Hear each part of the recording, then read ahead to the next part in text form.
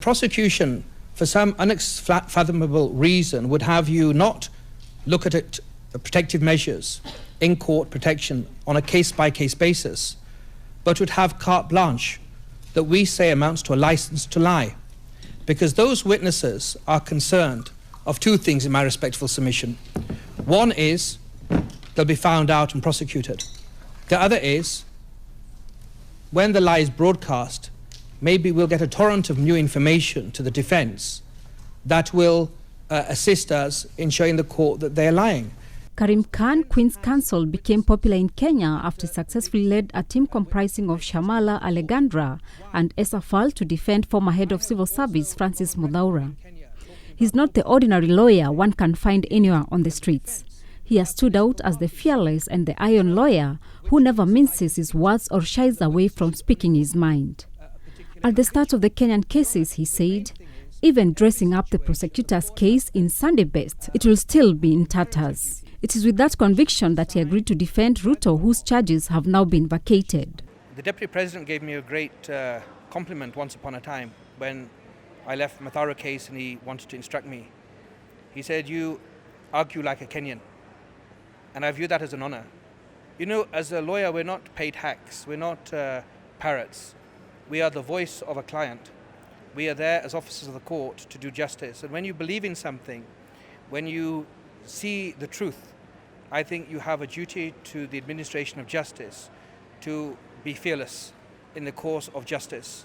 And it is my privilege that I had the honor in Kenya to represent both Ambassador Muthaura and His Excellency William Ruto, and to see the both cases and realize that people were charged that were completely innocent. If that doesn't make a lawyer make submissions with vigor, with belief, they may as well go into a coffin and go to the grave. Because when you defend an innocent person, and there were 6 innocent people charged by Ocampo, you have to feel a sense of responsibility, a sense of honor, and a sense of outrage that innocent people are hauled before the court. And this took 6 years to end. He says he has fallen in love with the country.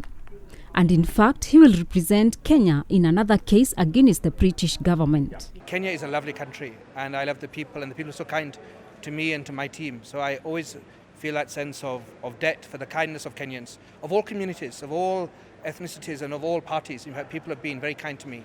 So that link will continue. Khan is expected to represent over 5,000 members of the Kipsigis community and Talai clan in a case in which Kenya is seeking for a 1 trillion shilling suit from Britain for violations of human rights committed during the colonial period. I have the privilege of being instructed by for the communities of the Kipsigis and the Talai in relation to possible claims in relation to colonial mistreatment of Kenyans prior to independence. So of course that's a matter I need to look into, look at the evidence of that. But regardless of cases, I hope very much, I pray in fact to God, that I'll be blessed that my link with Kenya can remain, because it's a link that is wider than cases, it's with the people. According to Khan, Kenya has made big strides in developing the economy and reforming its institutions in accordance with the 2010 constitution. Kenyans have a lot to be proud of.